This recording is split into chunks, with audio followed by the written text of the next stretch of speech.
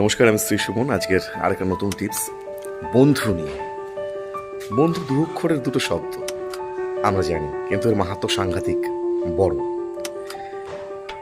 অনেকের বন্ধুত্বের ভাগ্য খুব ভালো, অনেকের বন্ধুত্বের ভাগ্য খুব যে ভালো তা নয়। বন্ধুত্ব যখন তখন যার তার সঙ্গে হতে পারে, এটা আমরা জানি।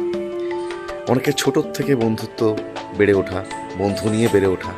অনেকের কলেজ জীবনে বন্ধু হয়, স্কুল জীবনে বন্ধু হয়, অফিসে বন্ধু হয়।